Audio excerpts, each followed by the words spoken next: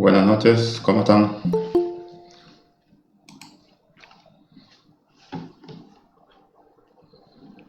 Buenas noches, profesor. Buenas noches, profe. Buenas noches, espero que se encuentren bien. ¿Cómo va la experiencia del primer año?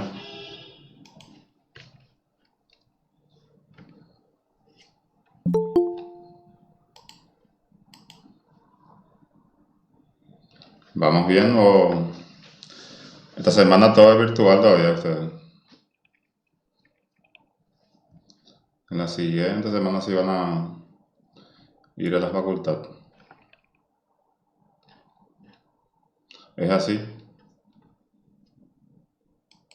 Sí, es así mismo. Esta primera semana es todo virtual, todavía. Todavía. Sé que están ansiosos ya en irse a la facultad, ¿verdad? Y sí, sería más fácil, creo yo, así conocernos, al menos para iniciar. Pero bueno, las cosas se dieron de otro modo y nuestra primera semana, que es la semana de contacto, fue virtual. Sí, por suerte ya estamos volviendo a lo que era habitualmente las clases. Y también la naturaleza de la facultad de filosofía es presencial. Y hoy día como medida así de retorno, pero siempre también con moderación, lo estamos haciendo de este modo.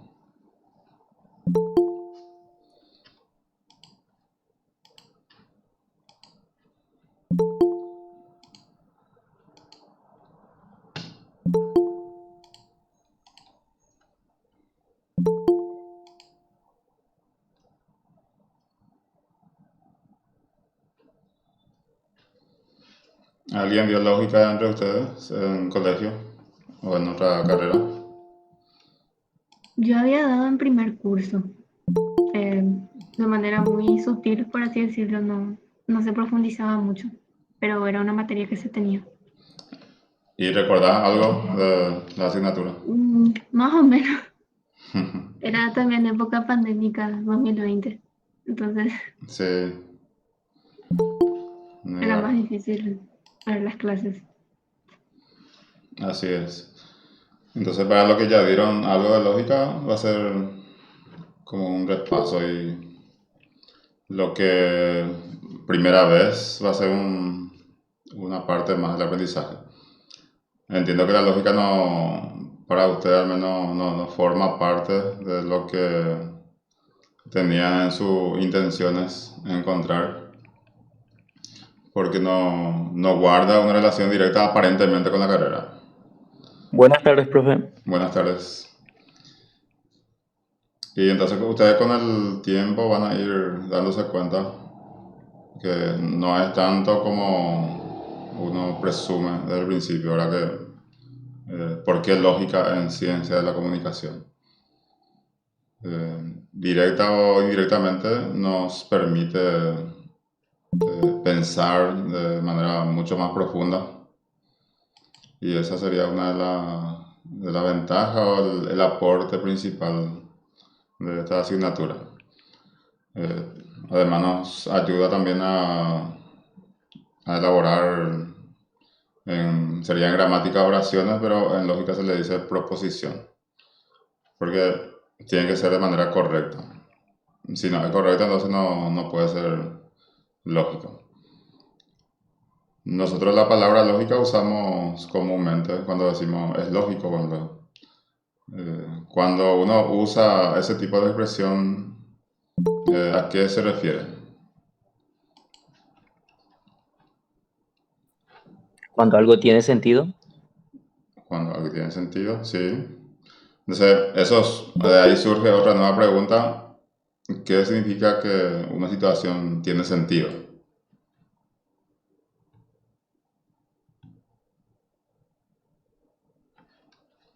Porque también decimos eso, ¿verdad? No tiene sentido o tiene sentido. Y cuando decimos, eso vamos a volver a tocar seguramente, pero cuando ustedes ya en su reflexión ya lo pueden hacer también de manera un poquito más profunda, porque también es una cuestión de hábitos. si uno no se esfuerza en reflexionar, porque pensar hacemos todo, pero lo que no hacemos todo es el hecho de pensar en nuestro propio pensamiento. Por ejemplo, cuando yo estoy pensando hacer algo, tengo que pensar otra vez y volver a hacer lo pensado para ver si vale la pena o no eso que estoy a punto de hacer. O decidir o decir, ya sea el formato que sea. Entonces, en esa reflexión, uno también puede corregir en caso de que potencialmente pueda haber algún tipo de error. Y los errores también son parte muy natural en la vida nuestra. Puede aparecer en cualquier situación y tenemos que saber sobrellevar. Bien, lo que tenemos, y hoy vamos a hacer la presentación de la asignatura. Vamos a ver nuestro foro de presentación, el programa de estudio, la guía didáctica que no es muy diferente al programa, y una pequeña actividad o actividades de inicio que, como yo le digo. Esas actividades de inicio todavía no es tarea que se va a puntuar, sino simplemente para hacer el primer ejercicio mental, ¿verdad? De pensar en algo diferente.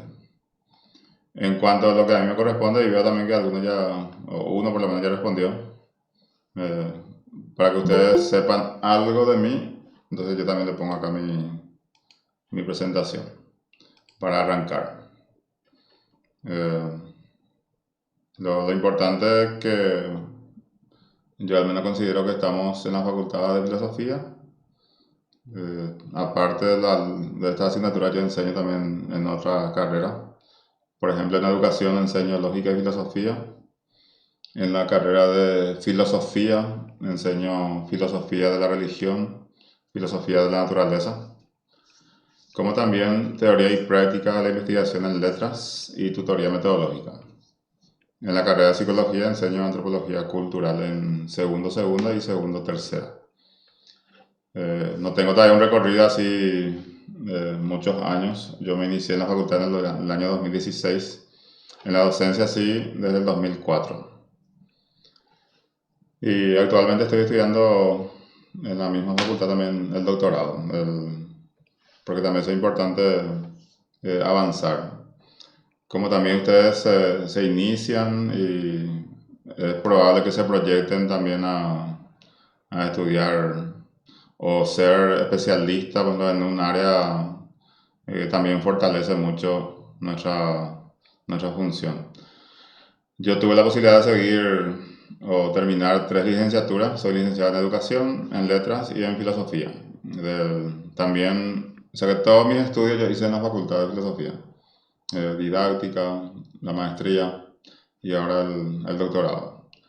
Entonces, uno cuando mira de este lado, el tiempo parece muy lejano, pero también a medida que lo va haciendo o no hace, cuando yo no hago nada, pues va a pasar 4 años y voy a mirar hacia atrás y no encuentro ninguna huella, ningún tipo de huella. Sin embargo, cuando lo que ustedes hacen, pues ahora, uno también ejecuta como acción cotidiana, entonces va a llegar esa cantidad de años y va a mirar hacia atrás y va a encontrar, o por lo menos va a tener algo que contar. Porque hay varias opciones, la lógica me enseña que hay varias opciones. Yo puedo elegir no estudiar, puedo elegir no esforzarme, puedo elegir no conectarme ni ir a la facultad cuando hay presencial. O sea que cuando uno es mayor de edad, la decisión ya le corresponde. Ahora, cuando uno reflexiona sobre lo que le gustaría contar más adelante sobre su propia historia, entonces esa historia es lo que uno tiene que tratar de construir.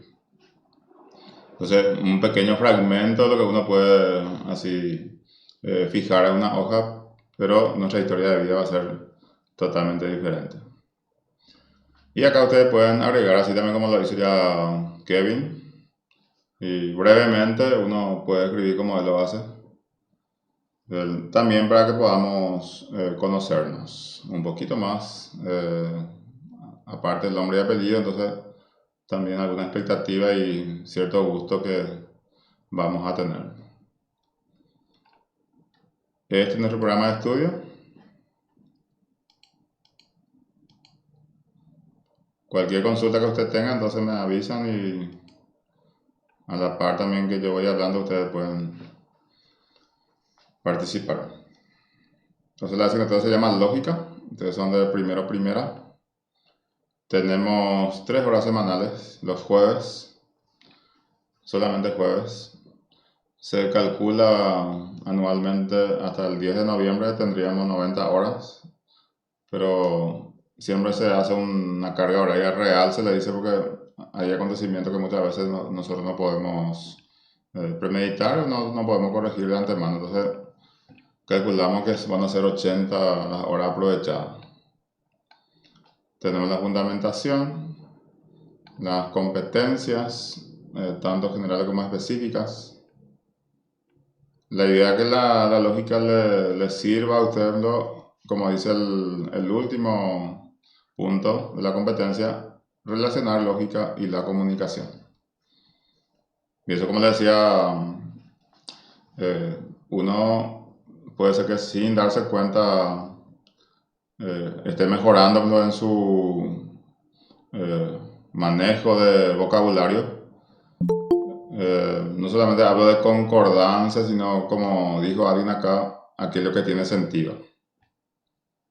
Y es importante que el comunicador social como usted, como le dice periodista, tenga ese discurso lógico, ¿verdad? Ese discurso coherente.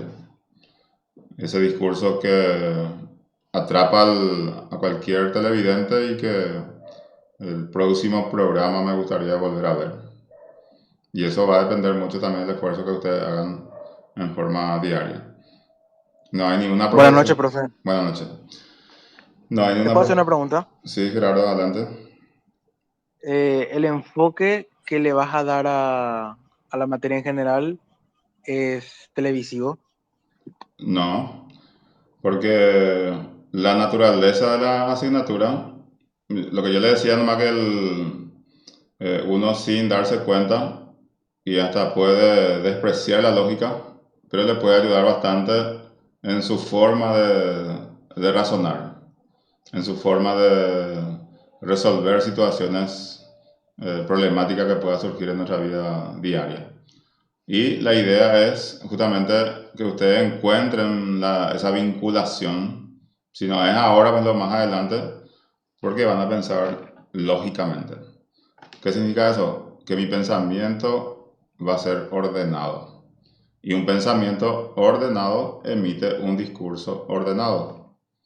En ese punto, sí tiene relación, vinculación con enfoque comunicativo.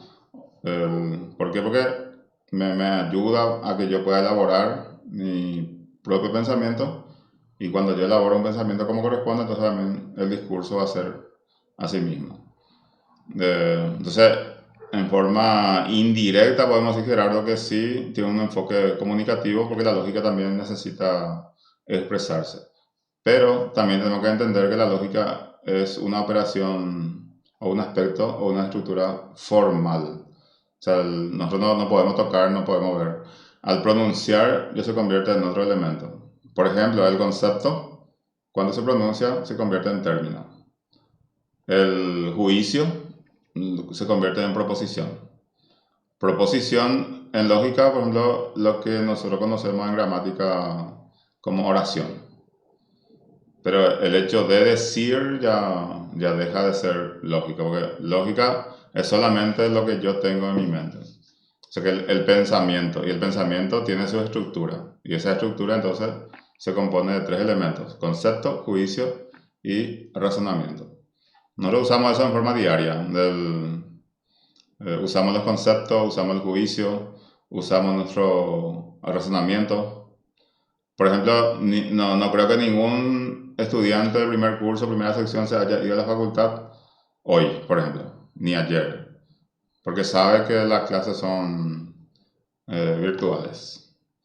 En la siguiente semana, si uno sigue la conversación, al revés.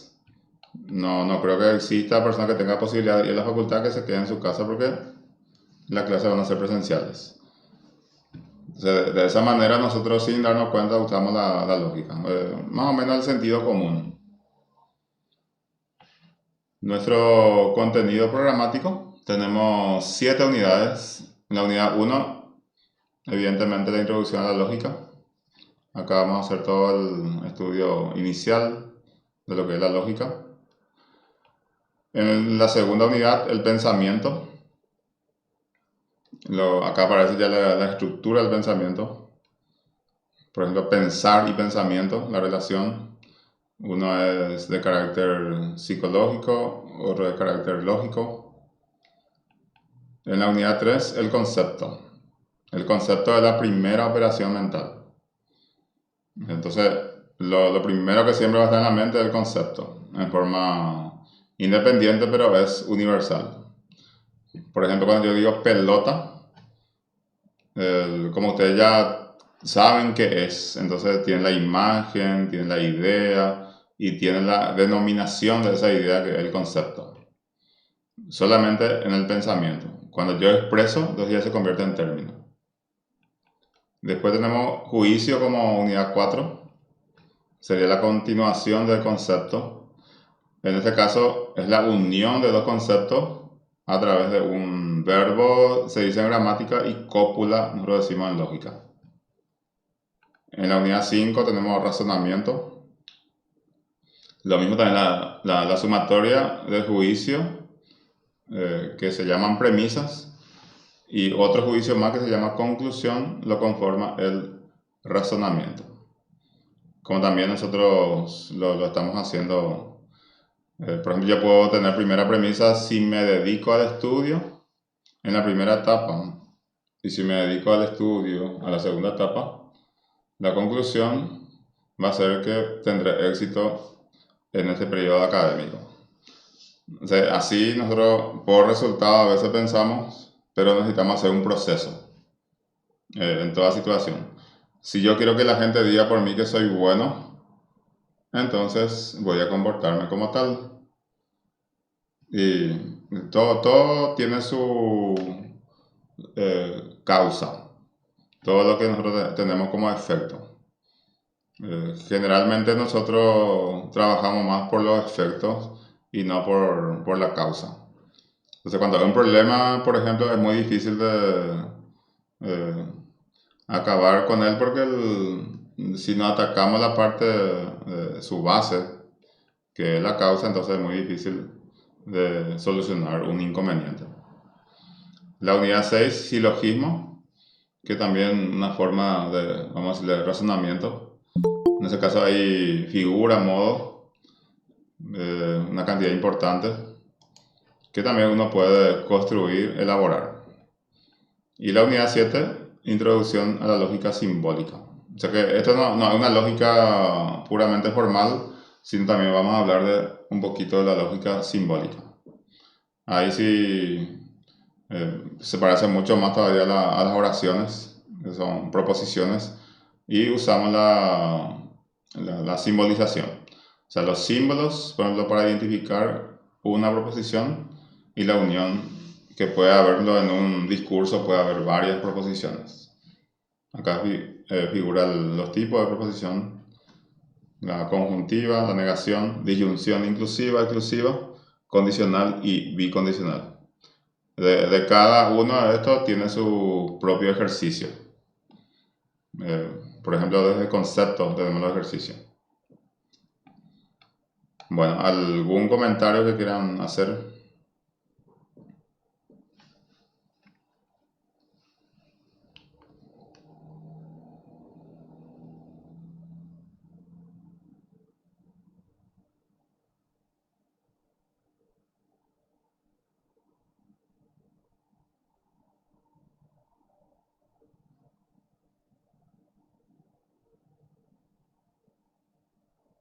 Buenas tardes, profesor. Ningún comentario.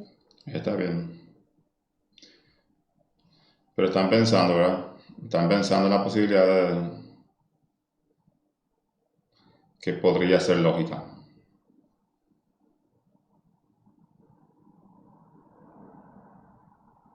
¿Alguna idea inicial ya?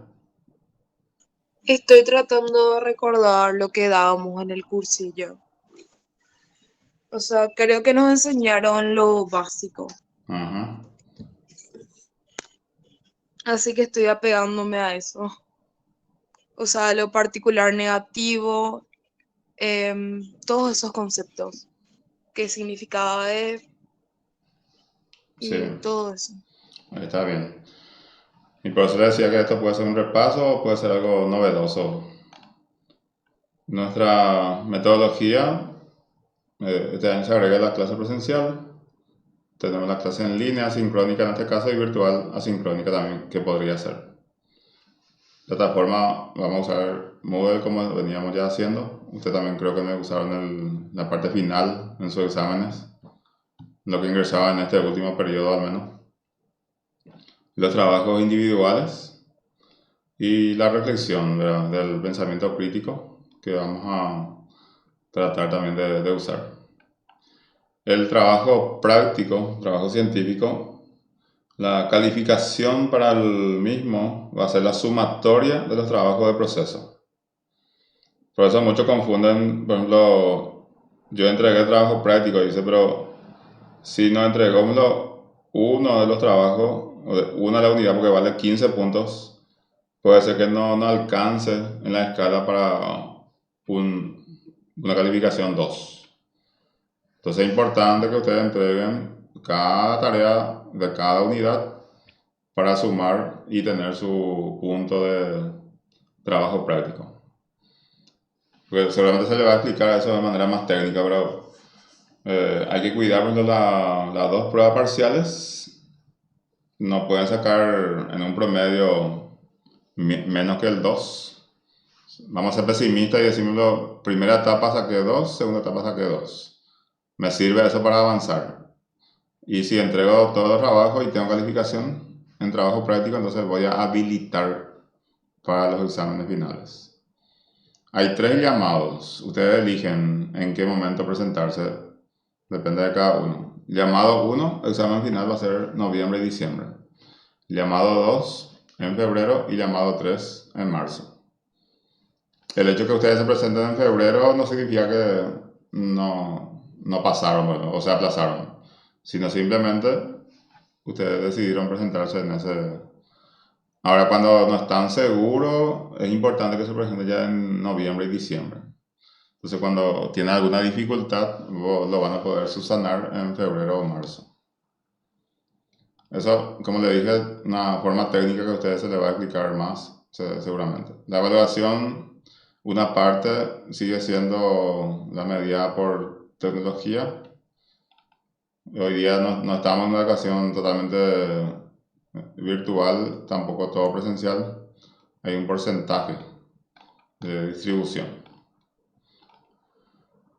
Por acá explica también el tema de la completación. ¿Quién lo rinde completación? La persona que no promedió su parcial o no se presentó en una parcial. Por ejemplo, una persona que sacó 1 en primera etapa y 2 en segunda etapa no promedió. Entonces necesita un examen y ese examen se llama completación. Y el examen de completación se pone y eso le puede habilitar para rendir la final si es que entregó trabajo práctico. O por lo menos tiene trabajo práctico. El calendario académico lo pueden ver en la página web de la facultad. Y la bibliografía. Este primero es lo que más se usa en nuestra asignatura. Escobar Valenzuela, Gustavo. Los otros son complementarios que también uno puede revisar en caso necesario. Y después está la guía didáctica, que es muy parecida también a eso.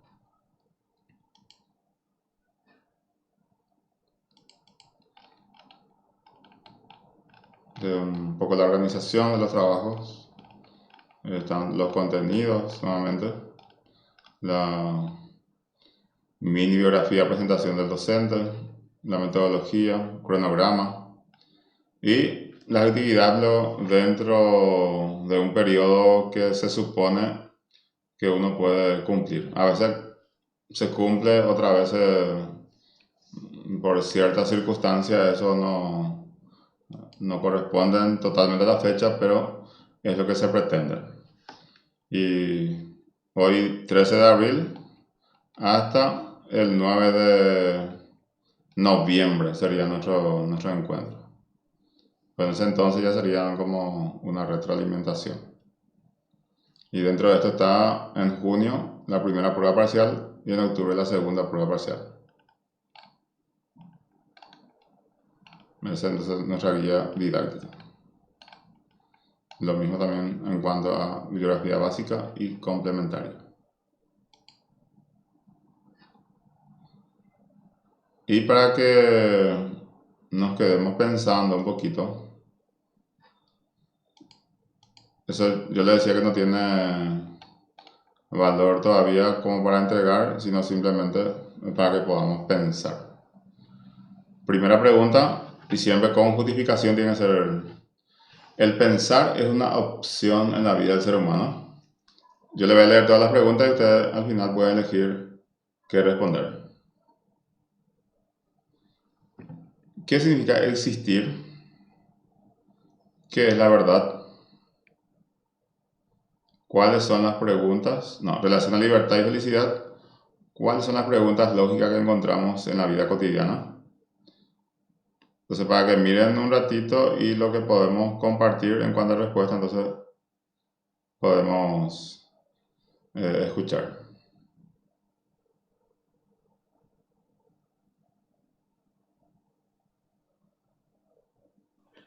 ¿Te refería a que respondamos ahora? Y podemos ensayar. En realidad, no, esto no es para responder así en forma escrita, sino para mirar y, en caso que se pueda, dar alguna opinión. Para mí el pensar no es una opción, es algo innato. Todos los seres humanos nacemos con esa capacidad y de alguna u otra manera esto se ve reflejado a partir desde la infancia temprana, o sea, infancia temprana luego. Y definitivamente no es una opción, nadie puede decidir no pensar porque al tomar una decisión ya estás pensando, ya estás evaluando, ya estás usando tu mente en ese proceso. Sí, Yo Entonces, para concuerdo con mí el es compañero. inevitable. adelante.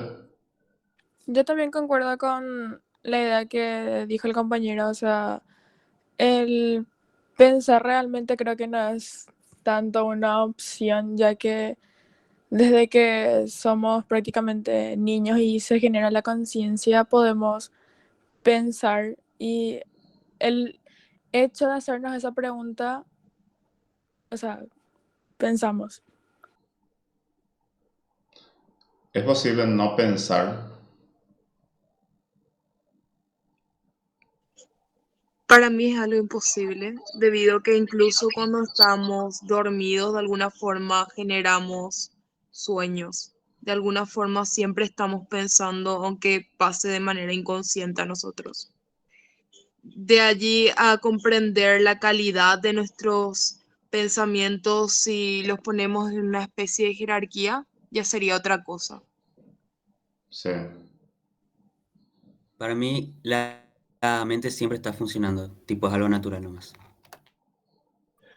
Se me ocurrió nomás incluir a la gente que tenga capacidades diferentes, capacidades mentales diferentes, cognitivas.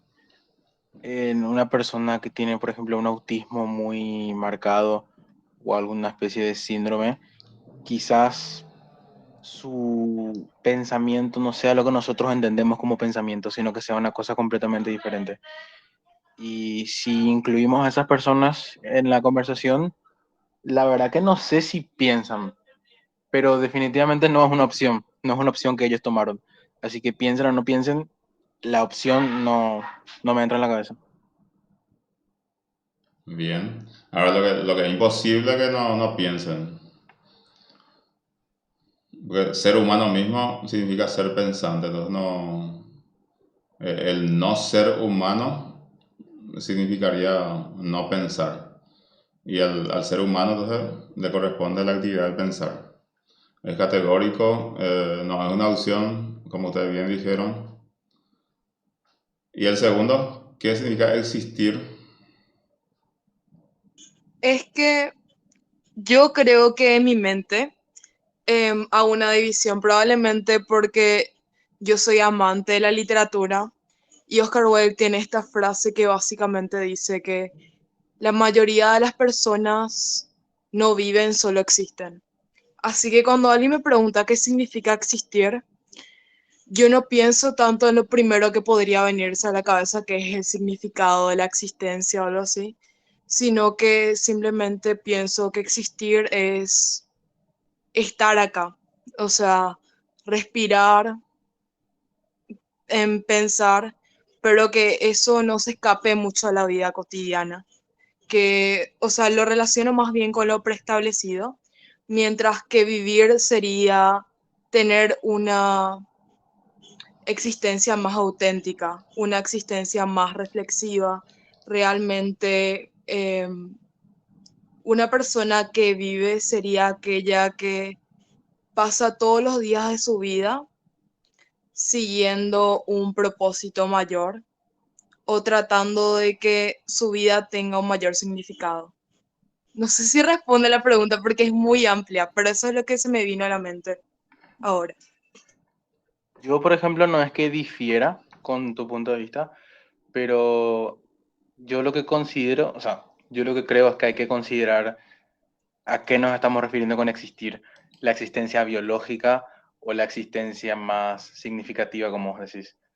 La existencia o la existencia de cosas no biológicas, algo que se ve, es algo que se siente, hay cosas que no se ven, no se sienten, pero sí existen, y no sé. La verdad que la pregunta de qué es la existencia, yo creo que es una pregunta que es imposible tener una respuesta que satisfaga a todo el mundo. Me parece que la existencia es algo tan complejo que no tiene una definición exacta. Vamos bien, vamos muy bien. Ahora, ustedes me pueden relacionar el pensar y el existir. Claro, como en la frase de Descartes, o sea, la de pienso, luego existo, creo que era, y, o sea, como dijo el compañero, se puede dar dos énfasis de la existencia, que puede ser la biológica, la física como tal. Por ejemplo, yo que sé, nosotros nos podemos tocar, por así decir, o un perro que existe y vemos que existe, o como el pensamiento de ser consciente de nuestra existencia. Sí, pero esa condición que puso Descartes también tiene su observación, ¿verdad? Que también lo puedo plantear de manera diferente. Para él, el cogito ergo sum, pienso, luego existo, ¿verdad? Mientras que para otro puede ser que tengo que existir para poder pensar. De hecho que la consulta y considerando la asignatura se tiene que tener desde el punto de vista filosófico, ¿verdad? Punto de vista lógico. Entonces uno se va limitando dentro de la asignatura que desarrolla. Pero lo que dicen tiene sentido porque siempre va a va a tener un carácter ambiguo. Cuando yo digo pues, a alguien, vos existís, y la mente empieza a confundir, porque también como alguien dijo, estamos muy acostumbrados a hacer las cosas en forma muy mecánica, según diccionario, según fulano de tal. Entonces también esa construcción de los conceptos me parece demasiado importante. Porque sin hacer caso a lo que dijo fulano, sin hacer caso a lo que dice el libro, yo pueda también tener mi propio concepto. Porque ese concepto que yo tengo acerca de algo es lo que finalmente sirve, porque eso es la utilidad que yo le voy a dar, la forma que yo Para entiendo. mí, para mí existir es ser parte de algo, de cualquier cosa. Sí. Hay cosas que pueden existir solamente en nuestra mente y algo que no forma parte de algo no existe. Yo no puedo imaginarme algo que no existe. Yo no puedo enojarme con algo que no existe. Si, por más de que no exista como tal biológicamente o no esté ahí presente, si yo puedo imaginarme, es que sí existe. Yo lo veo de esa manera. Yo no puedo imaginar algo que no existe. Pero ¿qué No puedo pasa? imaginar un número que no existe, no puedo imaginar un color que no exista. porque si me lo imagino ya existe. Pero ¿qué pasa si nuestro conocimiento no está al tanto de eso que vos decís no existe? O sea que el hecho de desconocer no es sinónimo de no existir. Por ejemplo, para mucha gente Dios no existe, para mucha gente Dios existe, pero el Dios como concepto sí existe porque se está hablando de eso. Por más de que la existencia de Dios sea o no real, está existiendo en esa conversación, en ese debate. ¿Me explico? No Sí, sé si se me entiende bien. sí, sí. Y yo no puedo hablar de algo que no existe como concepto, porque si hablo de algo que no existe estaría inventándolo y por tanto ya existe. Claro. Así que es imposible. Pero eso sí, hacemos un análisis así universal y estamos al tanto de todo lo que existe y de todo lo que no existe. Pero si nosotros estamos en un punto en que hay una posibilidad muy significativa que no sepamos todo aquello que existe, entonces el hecho que yo ignore un elemento no significa que no va a existir. Así que como habrán estudiado a Aristóteles, de la explicación del realismo. Por ejemplo, el idealismo, ¿qué nos dice en su postulado? Nada existe fuera de la mente. Sin embargo, el realista te va a decir lo contrario. Nada existe en la mente, sino yo tengo que, a partir de la realidad y la comunicación con la mente, yo tengo que empezar a construir el concepto. También esa ubicación teórica a veces también un poco nos sirve de orientación. Y lo mismo también la filosofía misma, la lógica que uno le aplica como ustedes están haciendo bastante bien. Y ahí vamos a la tercera pregunta, ¿qué es la verdad?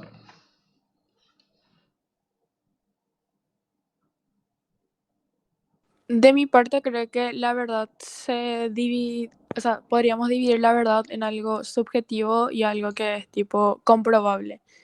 Y tipo, por ejemplo, en, en caso de la moral, que en nuestro país esté bien hacer tal cosa y en otro país está bien hacer otra cosa y para ellos lo que ellos piensan es la verdad y lo que nosotros pensamos es la verdad. O diferentes puntos de vista, por ejemplo, en cuanto a una discusión, para mí lo que yo pienso es la verdad y para la otra persona lo que esa persona piensa es la verdad. Y para mí en ese ámbito sería lo subjetivo.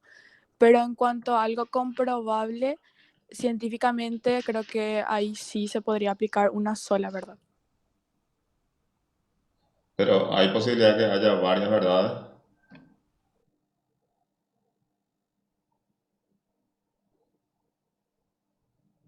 Y Sí, creo que sí, en cuanto a lo subjetivo, hablando de ese tema, o sea, abarcando lo que sería lo subjetivo, yo diría que sí podría haber varias verdades, ya de acuerdo con el pensamiento de cada persona, supongo, o sea, como el concepto que cada uno tiene como verdad. Y en la lo lógica. real para mí es la convicción. En una disputa entre dos personas que están confrontadas, los sentimientos son reales y las acciones que hicieron herir al otro son reales. Y por tanto, al ambos tener razón, o sea, al ninguno tener razón como tal, ambos tienen razón. Y viceversa. Al ambos tener razón, ninguno tiene la Sí, razón. o Ambos sea, son verdades. No, nunca va a haber un solo ganador. Me parece demasiado cuadrado eso. La verdad es lo que uno la verdad puede ser tanto la convicción de uno como una verdad objetiva y universal que se puede discutir pero no se puede negar. Y en ese sentido puede haber más de una verdad en ciertos casos y en otros simplemente no.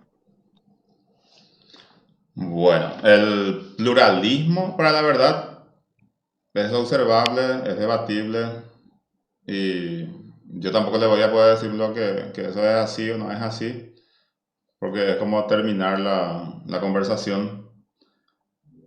Lo que tenemos que reflexionar nomás si vamos a hablar de la verdad desde un pluralismo o como término equívoco o unívoco. O sea que puede haber más de una verdad frente a la misma realidad o sobre una misma realidad, o sería el hecho de descubrir esa realidad o hacer la concordancia, lo que nosotros comúnmente llamamos verdad. Siento que depende de si se va a, o sea, pueden existir dos verdades y estas se complementan entre sí, pero mientras estas se contradigan de alguna forma, esto genera que ninguna de ellas pueda ser verdad, o al menos no del todo. ¿Entendés? Porque estarían justapuestas entre sí. Bueno, este planteamiento yo quiero dejar para el inicio del próximo jueves de nuestra clase presencial, que es la verdad. Pero no quiero que revisen ningún documento ni... Solamente quiero que piensen. ¿Se puede tomar el desafío? Sí, Sí, profe. Para el siguiente jueves, pero estamos ya ahí en forma física, ¿verdad? Y ahí lo que yo necesito que ustedes piensen en estos días, en un planteamiento, acá no hay ninguna pretensión de validar o invalidar lo que el otro dice, sino lo que finalmente lo que uno dice es su forma de pensar. Y esa forma de pensar, lo que nosotros vamos a hacer es aproximarnos. La idea no es todavía conquistar todo lo que son los misterios, porque ahí como vamos a debilitar todo un proceso que necesitamos realizar todavía. Dejaría de ser interesante si nosotros sabemos qué es la verdad, si sabemos qué es la justicia, la libertad, si sabemos quién es el hombre, por ejemplo. Entonces, ¿qué es lo que más vamos a buscar? Entonces, vamos al siguiente punto, relación a libertad y felicidad. ¿Cuál sería la relación entre la libertad y la felicidad o la felicidad y la libertad? Para mí la relación entre la libertad y la felicidad es que cuando uno es libre puede hacer lo que uno quiera sin ser coaccionado y eso produce una felicidad al poder tomar sus propias decisiones. Sí. Piensen en una prensa libre, por ejemplo. ¿Es posible una prensa libre en nuestro medio?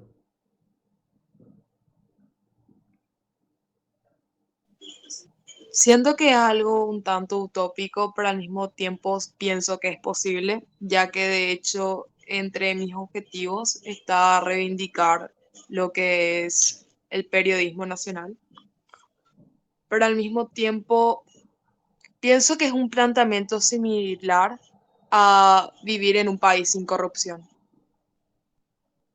O sea, no voy a decir que no es algo que no sea factible, porque no es el caso.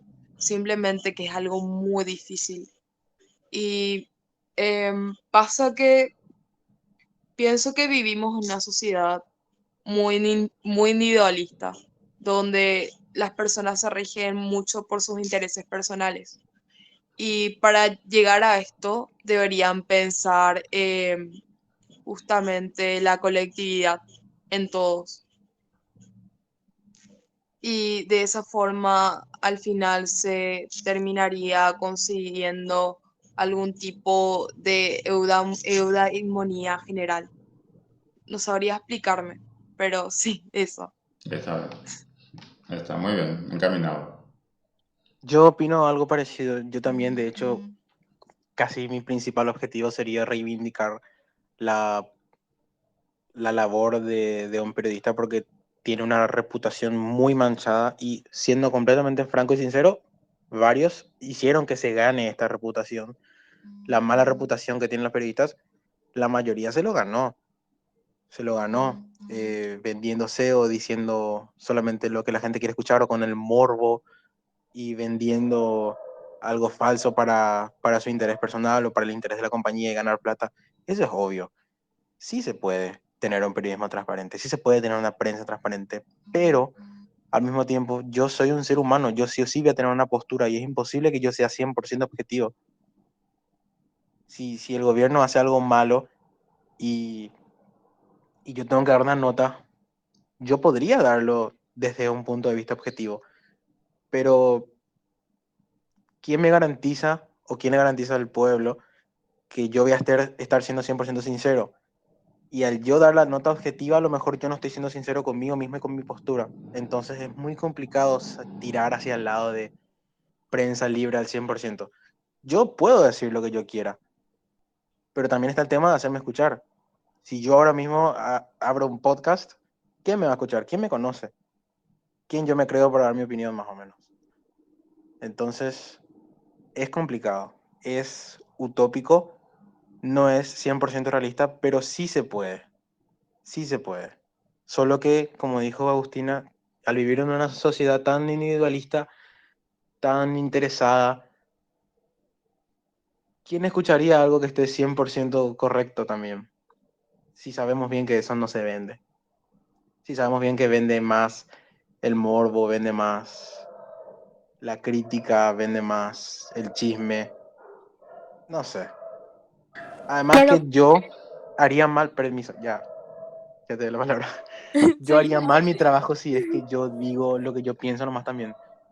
El trabajo del periodista tiene que ser nomás luego objetivo.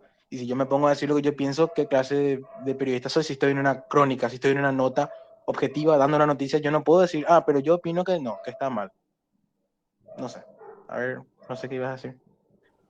iba a decir que, o sea, estoy de acuerdo con todo lo que están diciendo, pero, o sea, quería hacer énfasis en que también la propia audiencia compra como el periodismo basura, por así decir, porque es algo que está totalmente normalizado y la propia sociedad no quiere llenarse de problemas como políticos, porque o sea, al menos desde en la posición en la cual yo estoy como, no sé, estudiante y adolescente, mi entorno como que evade mucho el tema de la política, problemas socioeconómicos y le da muy poco énfasis a eso y se enfoca más en temas como polémicas o en programas que realmente no aportan mucho y es como es difícil captar la atención de la audiencia para que se concentre en lo que realmente importa para poder como impulsar a la sociedad a un crecimiento mental, por así decir, y que no se cierre tanto en lo que es el conformismo. Exactamente, un crecimiento lógico justamente. Un crecimiento intelectual. Cómo yo puedo convencer a la gente diciendo algo 100% objetivo y hacer que la gente a la vez me compre, porque esto obviamente que también termina siendo un negocio. Yo tengo que hacer de esto mi vida, mi trabajo y tiene que ser rentable para mí. ¿Me puedo dedicar a un periodismo netamente pasional? Sí, pero acá estamos también para lucrar, ¿verdad? El problema es cuando ese es tu único objetivo y se nota demasiado mucho, pero eso justamente es lo que más vende y al final, ¿de quién es la culpa? ¿Del periodista que quiere vender o de la gente que lo compra? Para mí de ambas, pero no sé. Al parecer yo voy a pedir ensayo a ustedes porque bastante bien se explayan. Y tenemos la Profe, última, alguien escribió en el chat, profe. a ver, tengo la última pregunta también que, Ángel, en ciertas ocasiones uno puede dar su opinión siendo periodista. Mucho se habla de la objetividad en el periodismo, pero muchas veces es muy difícil o casi imposible ser objetivo con la desidia que vivimos en este país. Sí, nosotros no podemos hablar del absoluto. Tengo que plantear como, y ustedes como buenos comunicadores sociales también, la lógica aparece justamente para que sirva de soporte en nuestro discurso. Eh, lo que no es sinónimo de que yo voy a ser dueño de la verdad. De hecho, que cuando una opinión se construye, nosotros preparamos ahí nuestra mejor versión para defender. Ahora, ¿qué hay detrás de esa opinión? La lógica me va a ayudar. Si mi comentario o si mi discurso es consistente o no, la lógica me va a ayudar. Estoy para una discusión de 5 vueltas, la lógica me va a ayudar. O sea que nunca tengo que soltarlo en la primera vuelta todos mis argumentos, y en la segunda vuelta me quedo sin ella. Y en la medida que necesito soltar, en la medida que cuando no es necesario poner este condimento a mi discurso, entonces ¿para qué voy a hacer? Lo tengo que reservar para otro tipo de situaciones. Entonces, en ese sentido, la lógica me va a ir orientando primero para defenderme y segundo también para sentar una postura que pueda quedar firme y, ¿por qué no pensar en un tipo de huellas también que pueda ser significativo para los que me siguen o los que no me siguen igual porque igual son referencias? Bien, ¿cuáles son las preguntas lógicas que encontramos en la vida cotidiana? O una pregunta lógica, ¿no? ¿De qué nosotros hablamos en la vida cotidiana?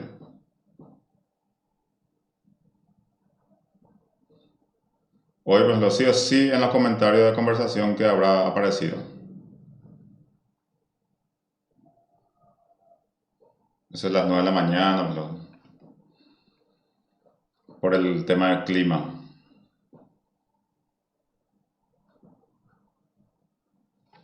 O sea, nuestra conversación generalmente no supera lo climatológico. Hablamos que mucho calor que hace, que frío, que mucho que llovió. Y un poquito más que eso, lo que tenemos que ser capaces de construir.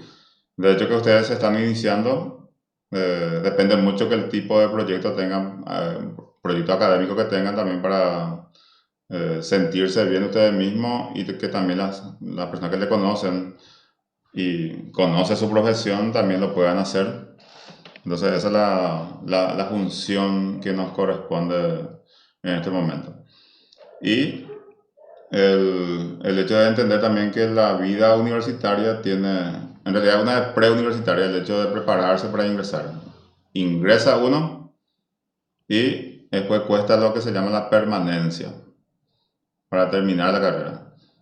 Y otra cosa que cuesta después es la defensa del trabajo final, la tesina. Entonces esos 3 momentos ustedes tienen que considerar que va a ser un trayecto... para la gente que no tiene mucha voluntad, al menos va a ser un trayecto bastante difícil. Para la persona que sí está decidida y que pone en primer lugar y tiene las condiciones para seguir la carrera como corresponde, entonces no sería una carga muy pesada. Bien, entonces yo con este tipo de reflexión le quiero dejar para poder reencontrarnos el próximo jueves en la sesión ya de la clase presencial y aprovechar también nuestros minutos en la medida también que seamos puntuales. Le agradezco muchísimo la participación, me dejan una gratísima impresión también y vamos a fortalecer nuestros vínculos en este periodo del año lectivo 2023. Muchísimas gracias y que estén bien todos. Buenas noches, profe. Buenas noches, profe. Buenas noches, profe. Chao. Chao, profe, Chao. encantada de conocerte. Igualmente. Profe, gracias. Buenas noches. Buenas noches para todos. Chao, chao, profe. Chao. Chau, profe. Profe. Chao.